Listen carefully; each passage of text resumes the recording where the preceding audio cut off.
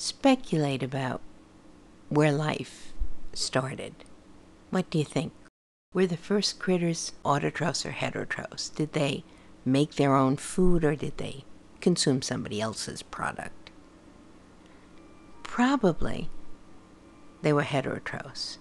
It's much too complicated to make your own food.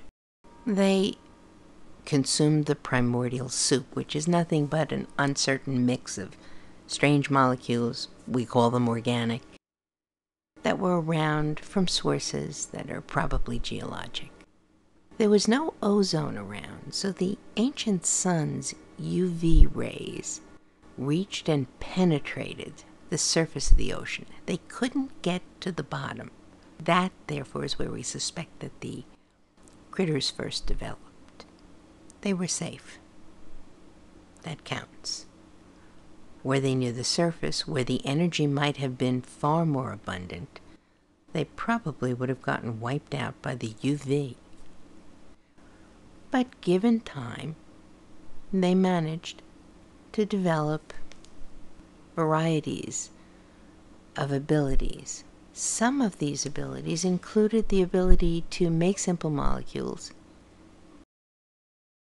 and to release a waste product that we now refer to as oxygen. Not a lot, and remember it was a waste product, but enough so that it eventually accumulated. There's an interesting, reasonable speculation about the color that might have been associated with those early autotrophs. We have reason to suspect that the creatures that did exist may well have had the capacity, if they were in light, to appear green. Keep in mind, all it means when we say, look, that object is green, is that there are wavelengths of light that are green that are bouncing back at us. The objects are absorbing all the other colors, all the other wavelengths. So you see, our definition of color requires light. We're down at the bottom of the ocean where there is no color. It's fine. Not a problem at all.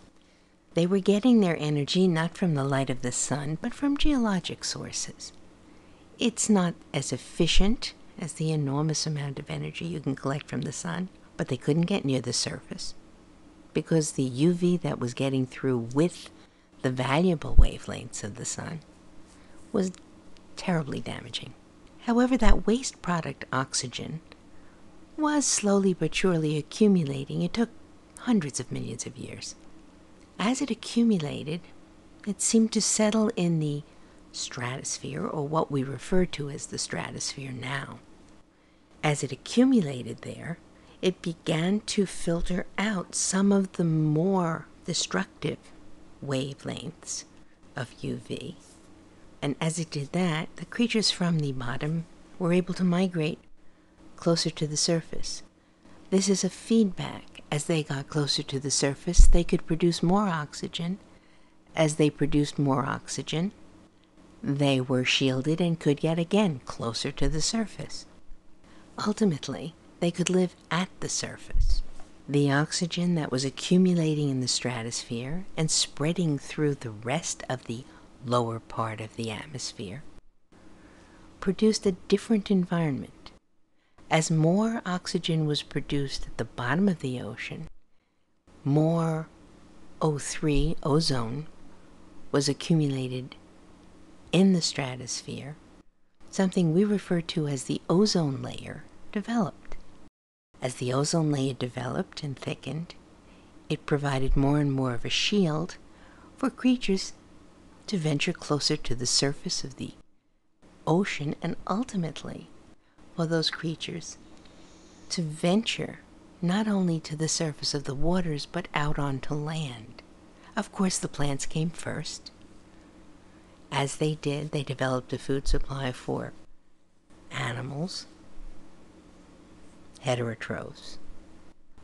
And as the system developed, the Earth as we know it, in legend and in current terms, became possible. The first creatures weren't anywhere near as interesting as us. They weren't bad. They were interesting. The first large creatures came fully developed as vertebrates out of the water. They were the predecessors of the dinosaurs. Given enough time, enough development, those critters provided quite an extraordinary variety of choices to evolution, and eventually along came us.